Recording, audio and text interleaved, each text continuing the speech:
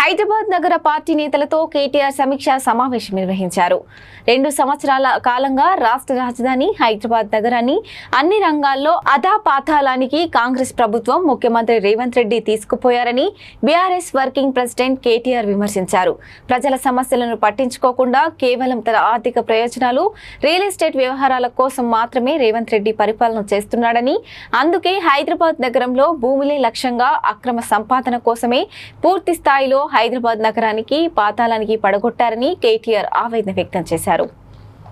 రేవంత్ రెడ్డి కుటుంబ సభ్యులు అనుచరుల కోసం వేల కోట్ల రూపాయలను రాష్ట్ర రాజధాని నుంచి దోచుకోవడానికి హైడ్రా నుంచి మొదలుకొని పారిశ్రామిక భూముల స్కామ్ మరియు టీడీఆర్ పేరిట మరొక స్కామ్, ఇలా 4th సిటీ భూముల కుంభకోణం. రేవంత్ రెడ్డి 24 నెలలుగా చేసింది రియల్ ఎస్టేట్ వ్యాపారమే అని కేటీఆర్ అన్నారు.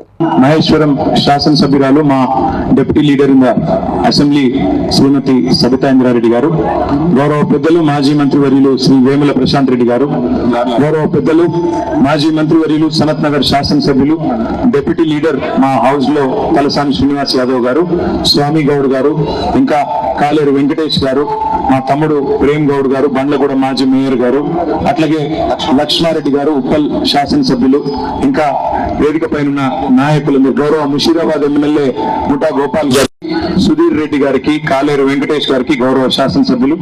కానీ ఈరోజు ఆదివారం పూట కూడా పెద్ద ఎత్తున తరలి వచ్చిన మా అందరూ ఆడబిడ్డలకి, అన్నదమ్ములకి, పత్రికా మిత్రులకి పేరు పేరున అందరికీ నమస్కారాలు.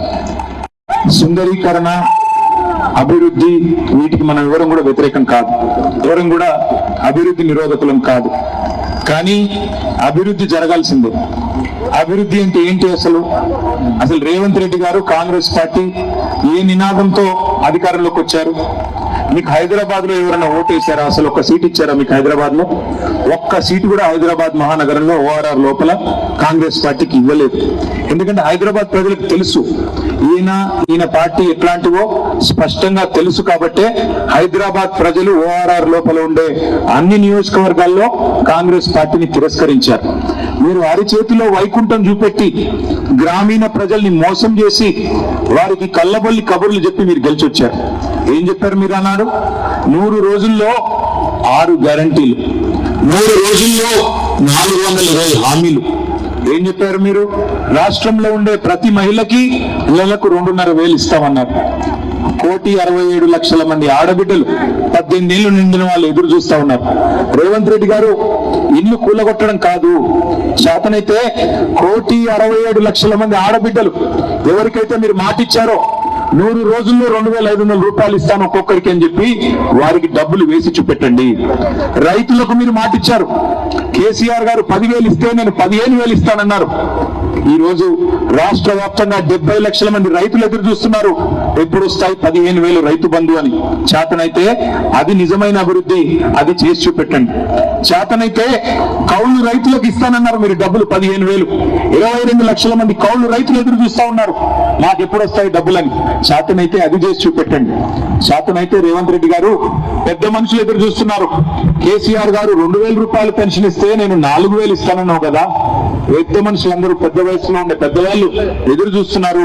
నిజమైన అభివృద్ధి అంటే మానవ అభివృద్ధి. నిజమైన అభివృద్ధి అంటే పేదలని మధ్యతరగతిలోకి, దిగువ మధ్య తరగతిలోకి తీసుకొస్తే అది అభివృద్ధి. కానీ ఇందిరమ్మ ఇల్లు అన్నారు మీరు హైదరాబాద్ లో. ఒక్క మాట దయచేసి ఇక్కడికి వచ్చిన మా సోదరులని, సోదరులని ఆలోచించమని కోరుతా ఉన్నా. ఒక్కటంటే ఒక్క ఇల్లు హైదరాబాద్ లో ఈ ప్రభుత్వం వచ్చాక కట్టారా? ఒక్క ఇల్లు కట్టారా? ఒక్క ఇటుక పెట్టారా? ఒక్క కొత్త రోడ్డు వేశారా? ఒక్క కొత్త ఫ్లైఓవర్ కట్టారా? ఒక్క అండర్ పాస్? కానీ ఎన్ని ఇల్లు కూలగొట్టాడు?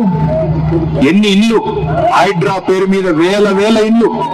నిన్న చూశారు మీరు ఖమ్మంలో 1000 ఇల్లు.